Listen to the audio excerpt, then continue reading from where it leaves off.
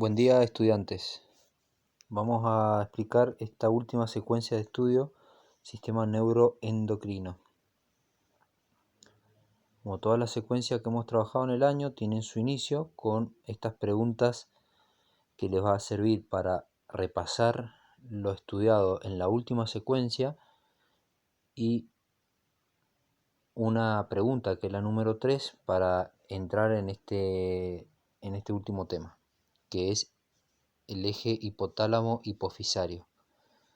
Vamos al desarrollo. Bueno, el esquema lo que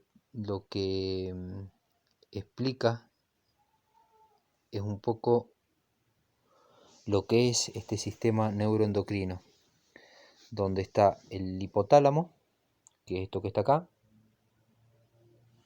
¿sí? Ahí se los marqué, y todo este esquema es la hipófisis. ¿Por qué? Porque el hipotálamo y la hipófisis es lo que integra al sistema endocrino con el sistema nervioso. Fíjense, acá está el lóbulo anterior de la hipófisis, ¿sí? Acá está el lóbulo anterior de la hipófisis y acá está el lóbulo posterior de la hipófisis. Bueno, fueron temas que vimos en las secuencias anteriores. Y acá fíjense, las células neurosecretoras significa que, ¿qué pasa? Que el hipotálamo libera neurohormonas que se llaman. Esas neurohormonas que van a hacer y van a estimular a la glándula hipófisis para que a su vez la glándula hipófisis libere sus hormonas hipofisarias. Y todo eso es posible gracias a la conexión que hay con el sistema circulatorio. Por eso ahí están los capilares sanguíneos, que son vasos sanguíneos que permiten la conexión entre el hipotálamo, la hipófisis y por supuesto que el sistema circulatorio es lo que permite que todo el organismo esté conectado. Es el tejido más grande del cuerpo. Acá, en todo esto que les escribí acá, lo más importante que les puedo decir es que el sistema nervioso y el sistema endocrino trabajan integradamente para mantener la homeostasis del organismo, la homeostasis física, la química y la emocional. Esa manera de trabajar que tienen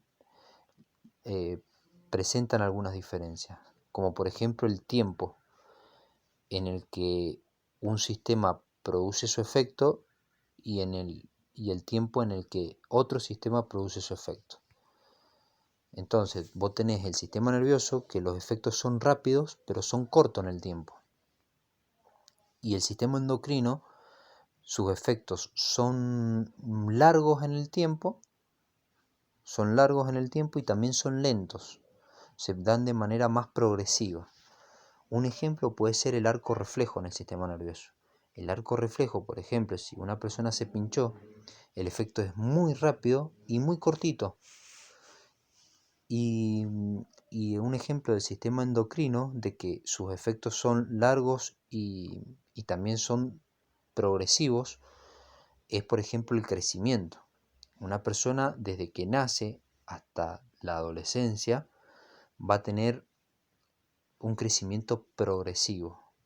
Es decir, que ese bebé desde que nace, bueno, al otro día no va a medir 1,70 m, sino que va a ser progresivo en el tiempo. Y ese trabajo, ese efecto lo va realizando el sistema endocrino integradamente o coordinadamente con el sistema nervioso.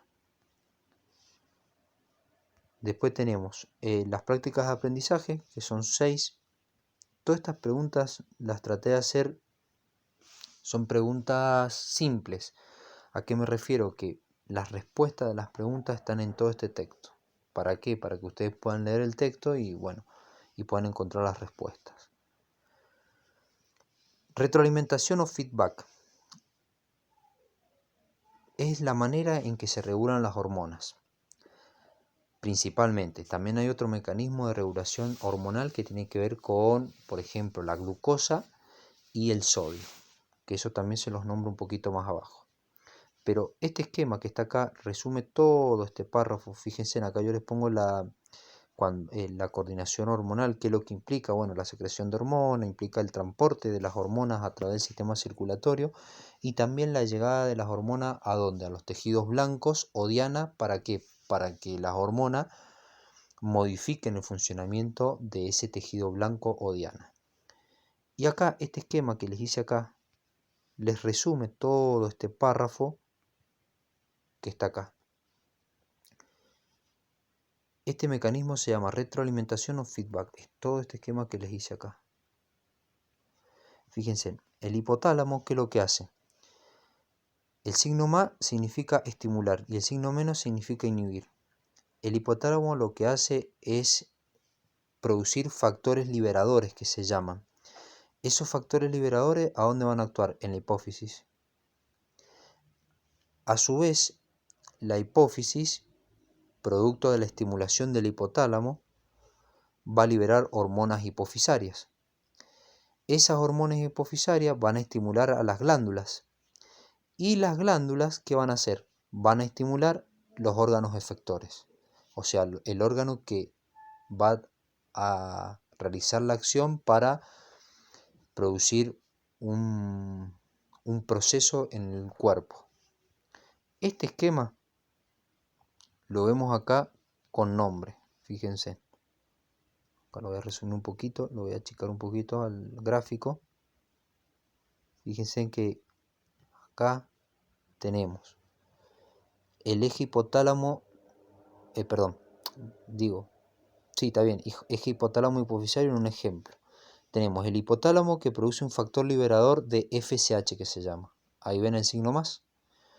Ese factor liberador, ¿qué va a hacer? Va a estimular a la glándula hipófisis. ¿Para qué? Para que produzca FSH.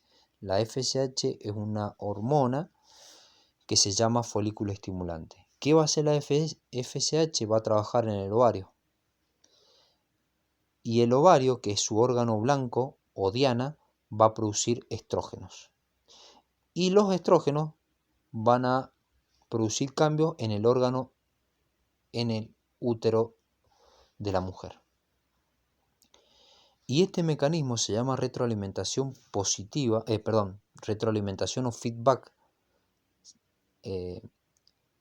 Retroalimentación o feedback, o también se le llama retroalimentación negativa. ¿Por qué negativa?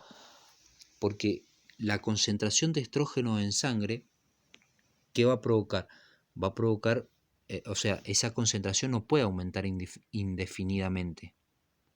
Los estrógenos en sangre no pueden aumentar indefinidamente. Entonces, cuando se produce un exceso de estrógeno en la sangre, se produce lo que se llama retroalimentación negativa. La retroalimentación negativa, ¿qué es lo que es? Es un tipo de realimentación en el cual el sistema va a responder en una dirección opuesta. Es decir, que los estrógenos, al haber mucha concentración en sangre, solo el ciclo se va a regular de forma negativa, que significa opuesta a lo que produjo, es decir, que va a disminuir. ¿Qué va a disminuir? Fíjense que acá están los signos menos de inhibir, ahí y ahí. Entonces la concentración en exceso en la sangre de estrógeno va a hacer que el hipotálamo deje de liberar el factor liberador de FSH. El hipotálamo, al dejar de liberar ese factor, la hipófisis no libera más FSH, al no liberarse más FSH, el ovario no produce más estrógeno y al no producir más estrógeno, ya el útero se queda sin la estimulación de esa hormona y se produce un equilibrio. Bueno, eso se llama retroalimentación negativa, que es un mecanismo de retroalimentación o feedback. Bueno, principalmente así se regulan las hormonas. Después tiene las prácticas de aprendizaje, que acá lo que hice fue también lo mismo, tratar de que ustedes puedan resolver las preguntas leyendo el texto. Y finalmente el cierre o la autoevaluación, donde trato de hacer unas preguntas donde requiere un poquito más de comprensión. Y bueno, y nada más, chicos. Son 4 ejercicios. Y bueno, hasta acá llegamos en este año con biología. Por supuesto que esto es muchísimo más, muchísimo más.